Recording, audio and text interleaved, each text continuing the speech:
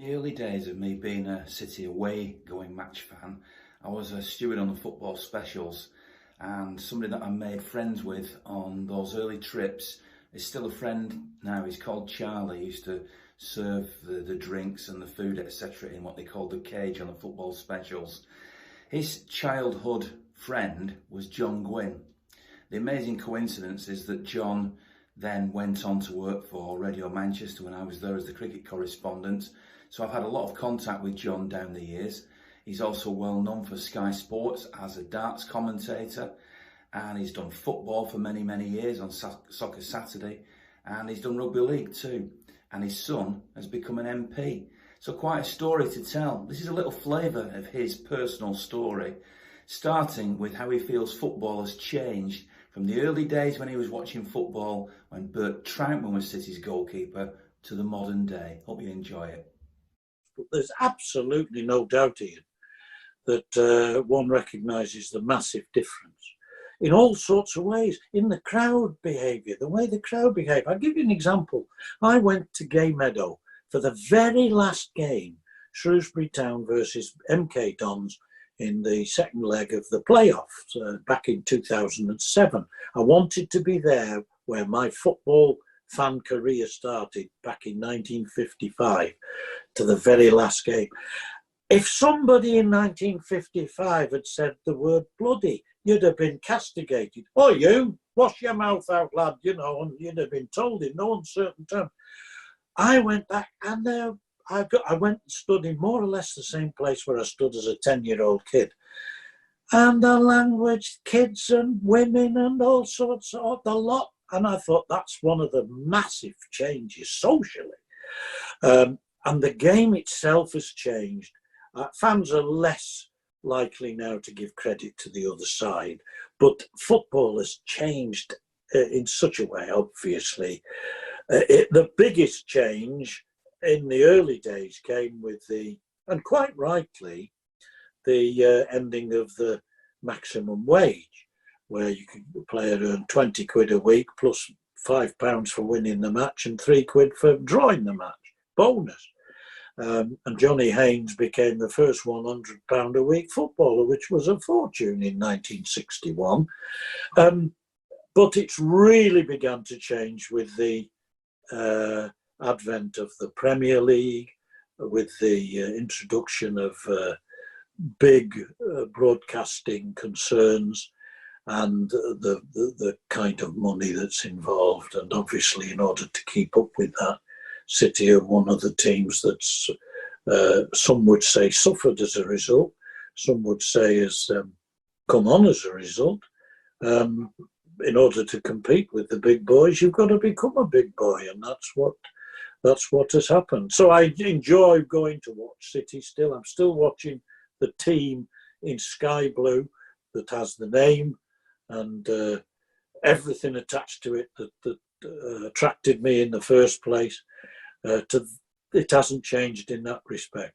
But yes, it has changed in terms of the club's relationship with the fans and the fans' relationship with the game. And obviously the club, compared with the one that I first watched in 1957, it's not quite the same club.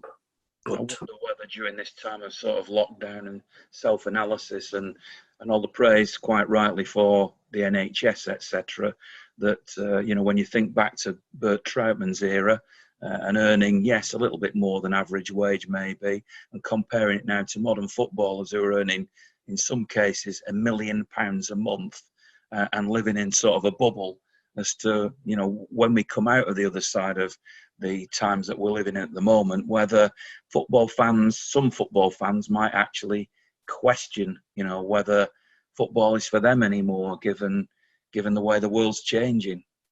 I think some are doing and some have done. I see that mainly on social media, but occasionally people will say to me, I think you're lucky, John, because you cover the League One, League Two, Championship, and football at that level is still as it always has been in lots of ways. Yes, the players are better paid than they used to be, even at that level. But they accept that because big time television isn't involved and really big money, that it still retains that. The EFL, certainly below the Championship, represents football perhaps as it always has been. And thank goodness for that. I've lived in Tameside since 1975, in Denton, in fact, when Andrew, my son, was 1. And now he's the MP for Denton and Reddish. So it was with David Mitchell's help that I've put this book together. And it's my book. I've written it, and he's helped me in certain sections and helped me with some of the research. So this is the football book. This first one is the football book. Soccer Satisfied. I've almost completed 23 years on Soccer Saturday, which is a well-known Sky Sports Saturday afternoon show. Also Soccer Special in midweek, Tuesday nights especially. And having spent that time, I thought this would be a good name for the title. And with having the great Jeff Stelling writing brilliant forewords for me, I'm obviously that enhances it when you've got a genius like that on your side. So you grew up in, now correct me if I'm wrong, because I don't want to get this wrong, you grew up in Shrewsbury, or is it Shrewsbury in Shropshire? Is that right? Is that where your roots are? It wasn't exactly Shrewsbury. I was born in Shrewsbury, just outside. I'm glad you said Shrewsbury. At least it's not Shrewsbury. Well, it is, because it's either. My father used to say Shrewsbury. So, that just goes to prove a point. We as kids grew up calling it Shrewsbury. And in fact, the locals, if they're going into Shrewsbury or Shrewsbury, they don't say neither. They say Sollop. And although Sollop is regarded as the county, it's also the town. And if you're going into Sollop, I can hear my granddad now saying, I'm going into Sollop. You want to come with me, younger? I lived a few miles outside of Shrewsbury. I was born there, just outside the town in 1945, so people can work out for themselves, without being a darts commentator, how old I am. And brought up in the rural Shropshire, about 8 miles from Shrewsbury, about 6 miles from a town called Wellington, which has since been incorporated into Telford, which didn't exist when I lived there, in the same way that Tameside didn't exist prior to 1974. Telford didn't exist prior to 1968. And we left Shropshire for Manchester in 1957. I'd had a great childhood. I mean, living in the country, going to a country village junior school that my parents went to couple of decades earlier. My grandfather on my mother's side was a village blacksmith. On my father's side, there was his foster parents, our foster grandparents, I suppose you could say, was brought up on a 5-acre, idyllic little 5-acre farm with an orchard and chickens and geese and pigs and 5 cows, 5 cattle. That's all my grandfather could house, because the cattle shed wasn't big enough for more than 5. So you can imagine the kind of upbringing we had. And my mates at school, I got on well with my junior school mates. I got involved in the odd fight, but it sounds boastful, but I was the only boy to pass my 11 plus, and I went to Wellington Grammar School, and that's where I was for a year before Dad, who was an accountant, self-taught accountant, because he was an RAF pilot in the war, born in 1921. When war broke out, he was 18, and he didn't have a university career, but he was a very bright man, very bright lad. And he went and flew through in the First World War on Coastal Command, and came home at the end of the war. That's obviously I was born, and I had an elder brother, I had a younger sister. 3 of us were born around the end of the war. Alan in 44, me in 45, and Anne in 46. Then 3 others followed a little later on. But Dad, he got a job. He taught himself burning the midnight oil to become a certified accountant. And he got a job with Shropshire County Council, Solop County Council, in County Hall in Shrewsbury.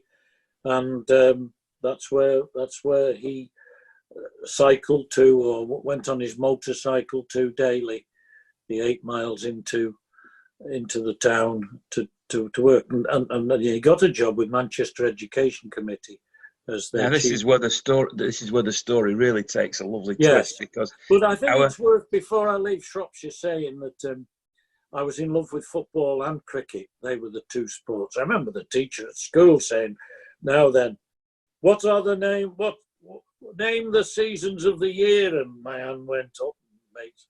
Cricket season and football season, and everybody laughed their heads off. We were fooling about, really. And I probably got a bit of a slap or whatever, reprimanded in some way. But that's how we were. That's certainly how I was. And I used to watch my village cricket team. Dad played village cricket, so I used to go and watch him play. He'd put me on the pillion of his motorcycle, and away we'd go. I'd only be 6 or 7. And I used to watch the village football team, High Arkle football team. Rolly Wellings was a hero of mine. He was the centre forward, red and white stripes, blue shorts and red stockings. And only about 15 people watching, this Division 4 of the Shropshire County League. It was probably an awful standard, but to us kid. And I couldn't wait to get to Shrewsbury Town to watch my first ever league match. They were in the old 3rd Division South. And one day I was bought a scarf for my birthday, held onto it right through the summer, because my birthday's in April, St George's Day, to be honest.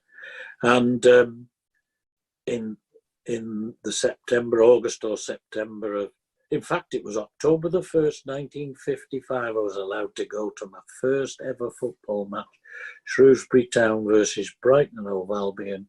The town won 2-1, and I was a Solop fan. And I went whenever I could. And that was left behind, of course, when we moved to Manchester. Dad got this job with Manchester Education Committee, and obviously a move from a rural place like Shropshire to one of the biggest urban centres in Britain is a hell of a move. It's just one heck of a change. One that I honestly look forward to in many ways because of my love for cricket and football. I wouldn't do this on air, of course, on Sky, because I was actually a commentator rather than a referee, but I have refereed many, many times county matches and exhibitions and tournaments. And yes, there's nothing better than a 180. Perfect. You've also done rugby league, you've done football, cricket for many, many years on the BBC. You've done everything. So your story at the moment takes us to your arrival in Manchester. And obviously this is something I have a little bit more insight than most people have, because we have a mutual friend called Charlie, and he takes the credit for converting you.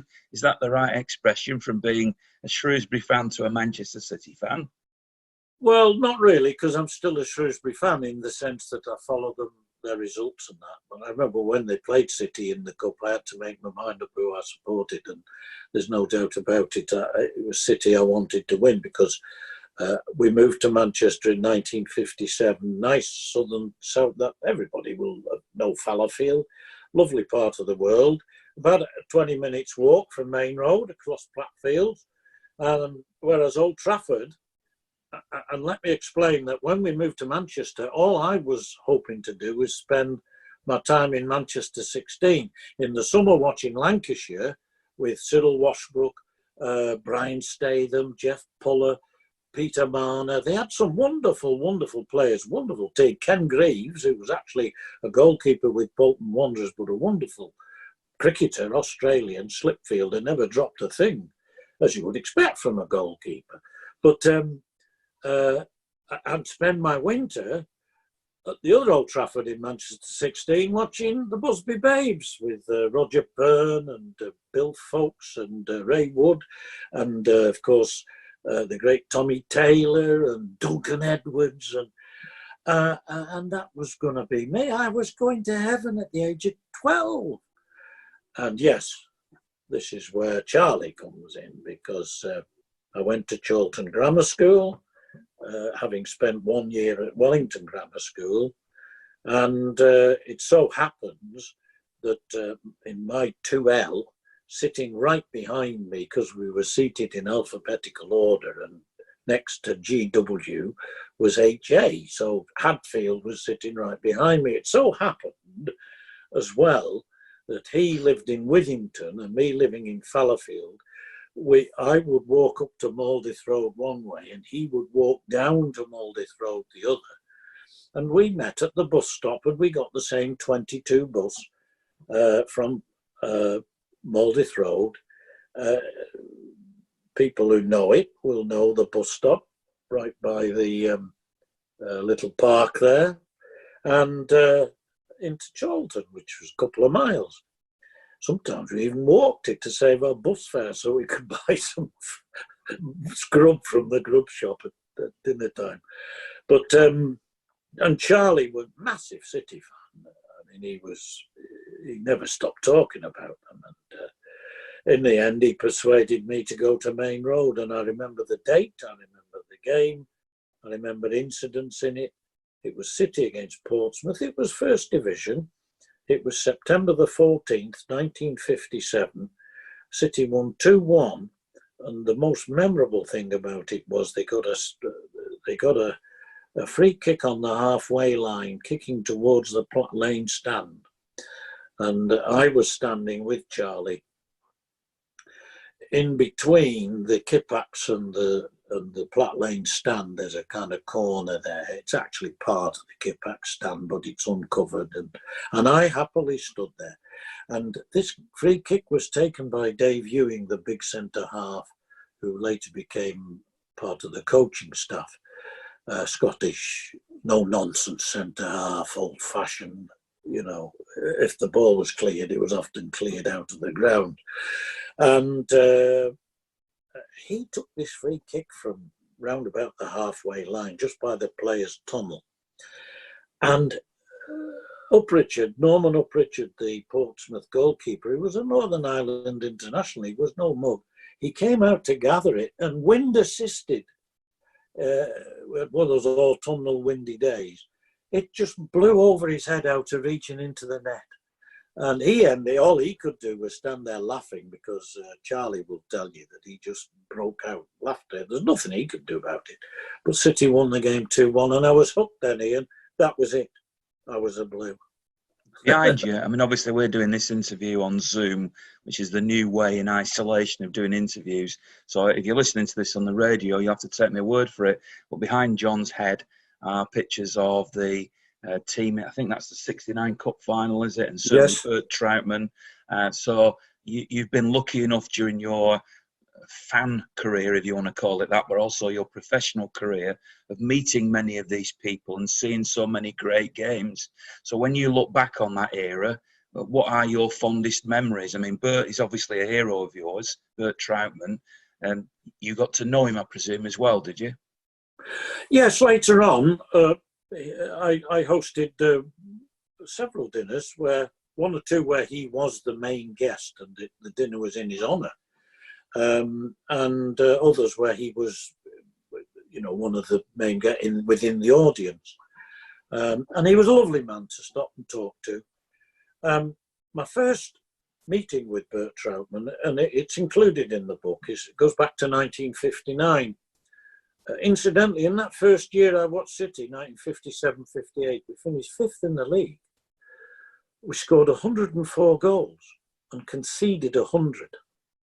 Now then, 204 goals in 42 games is not bad entertainment value, is it? Of course, it was also the year of the Munich air crash, which I shall come to in due course. But it was in 1959 that I first met Bert. And living in Fallowfield, I used to muck about with lads from just round the corner from where I lived on Sherwood Street in that district. We used to go to Blackfields in the holidays and in the evenings and play football and cricket in the summer. We had a lot of fun as teenagers, young teenagers. And Bert Trautmann co-owned a second-hand car garage a mile or so up the road, mile and a half up the road in Withington. People who know South Manchester will know where that is, near St Paul's Church, near the White Lion pub and what was then the Scala Cinema, but just round the corner from there, near opposite the fire station. And we as kids would say, we'd be about 6 or 7 hours, should we go and see if Bert Trautmann's at his garage? So we'd walk up 15, 20 minutes, we'd walk up and, wore short trousers in those days, late 50s. Scallywags, really, I suppose you might call us. And we'd walk up and he was never there. And one day we walked up, we said, oh, we'll go on. We had autograph books with us. And by the time we'd got to where the bend was, we could see it leaning on the doorpost, talking to someone. Might have been his co-owner, might have been his colleague, might have been, I don't know, business partner, might have been just a customer. But anyway, he was talking to someone. I think he had a cigarette in his hand. I think he smoked.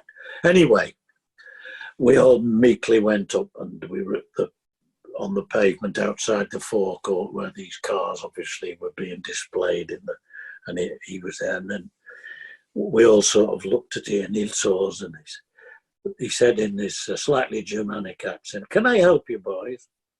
Well, what can I do for you, boys?" And I think I was the spokesman. I said, "Oh, Mr. Trautmann, can we have your autograph, please?" And he waved us towards him. And there were about 7 of us, as I say. So looking a bit scallywaggish. And he looked at us all and he said, "Who do you support?" This kid said, "United." "Who do you support?" This kid said, "United." "Who do you support?" City, City, City, United. And they've gone through all of us, each one. And then he went, "Now then, those who support United, support them with all you've got. And those who support City, support with all you've got. But never fall out about it." And I never forgot that, because it's easy to fall out with United fans, and United fans would agree it's easy to fall out with City fans, whatever age you are, whether you're 7.5 or 75. But, and it was, I think it hit me that, and it was good advice, because although I don't always adhere to it perfectly, I try to. And never forget that. And then he took our books and he signed them with that beautiful, again, a kind of Germanic style of writing. And that was the first time I met him. And he was, you know, I mean, Bert was Bert. He was Manchester City's biggest name, probably at the time the most famous goalkeeper in the Football League.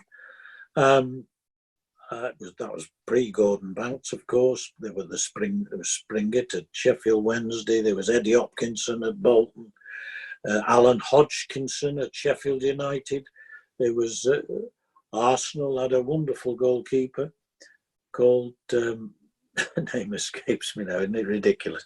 And Pat Jennings, of course, was to come on the scene, and with Spurs and Arsenal. And there were some great goalkeepers. Oh, Bert Williams at Wolves. He was around the same time, and he was England's goalkeeper. But I think most people would say Bert Trautmann was probably the most famous goalkeeper, partly because of what happened at Wembley in '56 when he injured his neck, and it was subsequently found to have been a broken bone in it. So yes, that was a look. And then I met him later on in life, after he'd retired, at dinners where he was either a guest or he was the guest. And I felt very honoured in 2000 when there was a dinner in his honour at a big hotel in town, and I was hosting it. There were lots of ex-City players there, and packed house. Gordon Banks was the main speaker, was the guest speaker, and he waxed lyrically about what he'd learned from watching Bert. And the City chairman, David Bernstein, was there, and it was a wonderful evening. And then I did dinners with him after that as well. Can you compare Bert to modern? A good friend, eh? Can you compare Bert to modern goalkeepers? I mean, I know some people are reluctant to compare cross-generational because the game has changed a lot. But do you think Bert would have been revered like he was back then in this modern game? This is asked of players, great players from all positions, as well as goalkeeping, of course. One thing you can guarantee, he would have been a brilliant shot stopper, because he was. I mean, he made some amazing saves. He was also very brave, as that injury that he secured in the cup final against Birmingham City proved, because he was never, ever fearful of going down at a striker's feet to smother the ball. So in terms of bravery and in terms of agility, oh yes, he'd have been up with the best today. In terms of tactics, and you have to remember that in those days, a keeper got the ball, he was allowed 4 bounces. That's all, 4 bounces of the ball, and then he had to dispose of it, either by throwing. And every goalkeeper I know used to bowl it out if they didn't kick it. They would bowl it out, but Bert pushed it out. He always pushed it like that. And that's what Gordon Banks alluded to. He said, I watched him and I realised how much more accurate it was. And he put sufficient spin on the ball so that when it hit the ground and he threw it in front of the player who was going to receive it, he said in such a way that the player, it was automatic for the player to be able to run onto that ball, and it was already under control. Whereas if you bowl it, it bounces awkwardly. He's got that to spend that extra second or half second or second to control it. And that was another facet of Bert's game. But whether tactically he'd have adapted, I don't know. And that can be said of any great goalkeeper of that age. It can be said of any great player. Because one of my other great City players of those early days, although he was only there for a year and then he came back at the end of his career, was of course Denis Law. And I think Denis Law would have been a great player in any era. Yeah, I saw my first ever Manchester derby on the 28th of December 1957, 70,000 at Maine Road, pulsating game, 2-2. And it was the first time I'd ever seen live Manchester United. And it was a thrill for me to see them coming out of that tunnel at Maine Road. I was actually sitting on the shoulders of a United fan, my next door neighbour. My dad wouldn't have let me go otherwise, because I had to be with an adult. He wouldn't let me go to a crowd of 70,000, 12-year-old kid, only 4'6" tall. And to see the United team and the City team come running out side by side was a wonderful thrill. And then to watch that fantastic game and see the young Bobby Charlton, the great Duncan Edwards, and Tommy Taylor was injured, he wasn't playing, but it was just a wonderful experience, Ian. And then, of course, in my book, I do tell the story about how 6 weeks later, on my brother's 14th birthday, on February the 6th, 1958, so many of those players and others perished. Of course, the great Frank Swift as well, Trautmann's predecessor at Maine Road. But so many of those players perished. And for a time, Matt Busby and Duncan Edwards, Matt Busby, a former City player, lots of people forget that, were in hospital fighting for their lives, and eventually Duncan succumbed and Matt Busby pulled through. But yeah, there's much more to my story about that experience in the book. Well, I'm sure people will want to buy your book. and we'll talk about that right at the end of this interview about where they can get it, etc. But when you look back on everything that you've done, I've mentioned all the different sports you're involved in. As you say, got a son now. Who knows? Could be Prime Minister one day. What's the proudest thing? Well, you're laughing, but it could happen. What's the proudest? Do you feel as if is your proudest achievement in life in this great career of yours? Well, I suppose that's the thing I'm most proud of. I'm very proud of many things that I've done and achieved, and people I've met, and many of whom have become friends.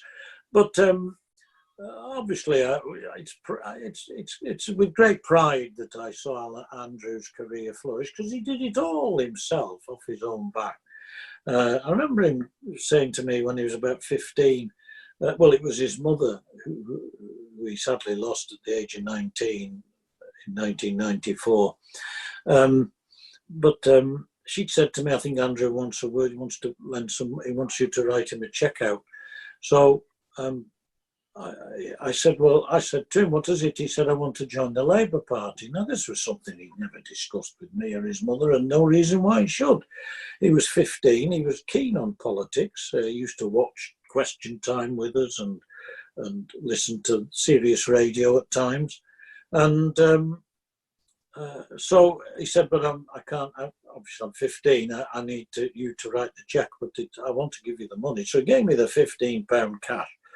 Out that he'd saved up out of his pocket money, and I gave him the cheque, and he joined the Labour Party, and he's been in it ever since. That was 30 years ago now, and he's quite a prominent player in the Labour Party's fortunes or misfortunes.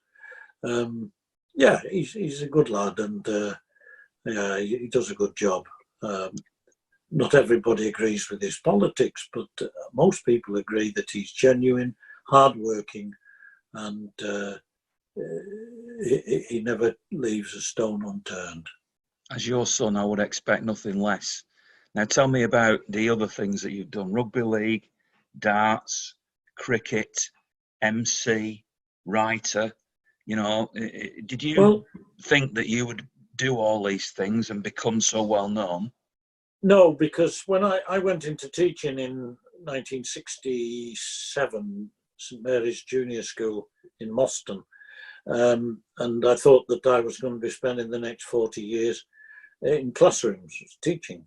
And indeed, I spent 20 years in different classrooms, different types of schools, comprehensive schools, and did for 2 years in charge of a difficult pupil centre for Manchester school kids of school leaving age who couldn't be catered for in their own schools. They've been suspended or expelled for some of the most heinous things that they've done. One of them had pinned his headmaster up against the wall in a Withenshaw school, and obviously couldn't go back to that school. Eddie turned out to be a fantastic lad.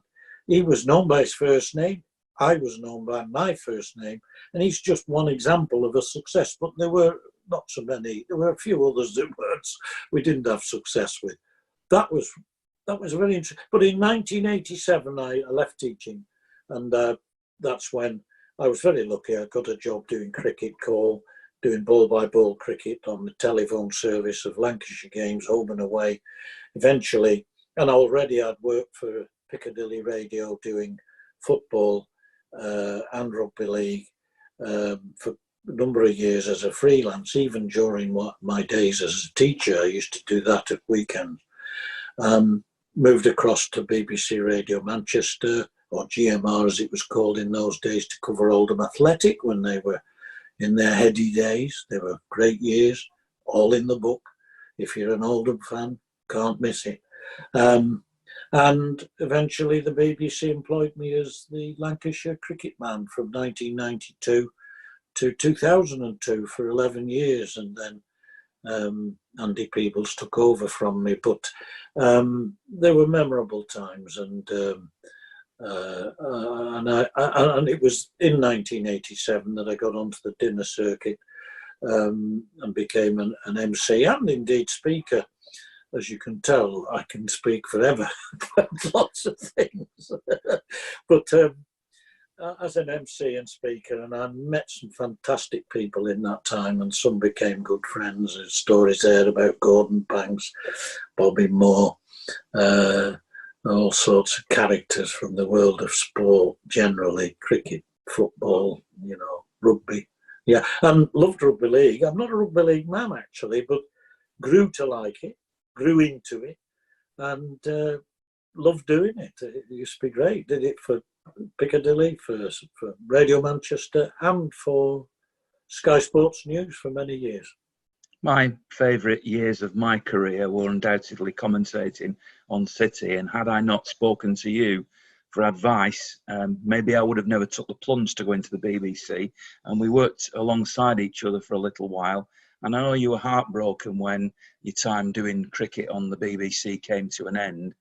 Would you say that being the Lancashire correspondent for the BBC was the peak of your career, the thing you really enjoyed the most? I wouldn't say I enjoyed it the most. I enjoyed all the things that I did, but I described it as the best job I ever had, because cricket is special to me. I played cricket in the Manchester Association, Whalley Range. When I came to live in Denton, I played for Denton. I played for Denton West. I was saying I'd been bowled by Garner, hit for four by Mushtaq Mohammed, and stumped by Farouk Engineer. But every other player took advantage of me as well. But what I'm saying is I really enjoyed playing cricket and commentating on cricket. I played amateur football for many, many years, and one season wore Jimmy Greaves' shirt. Now, you'll have to pick up the book and see why. He was a Spurs player at the time, but I wore Jimmy Greaves' shirt for a whole season. Anyway, yes, I would say it was the best job I ever had, because I spent the whole summer either travelling to Old Trafford or travelling to all corners of England with Lancashire. Got to know the players really well. They got to trust me, which was very important. And when I left, they all said, the one thing about you, Gwynne, is you said it as you saw it, but you never slagged any of us off. You criticised us, but you never slagged any of us off. And they appreciated that. Everybody gets criticised, but you can't go around slagging people off. And, you know, we all make mistakes in life, and cricketers and footballers, and, you know, we're no different to anybody else. There you are. But darts was a big thing as well. I mean, there was a split in the game in the early 90s.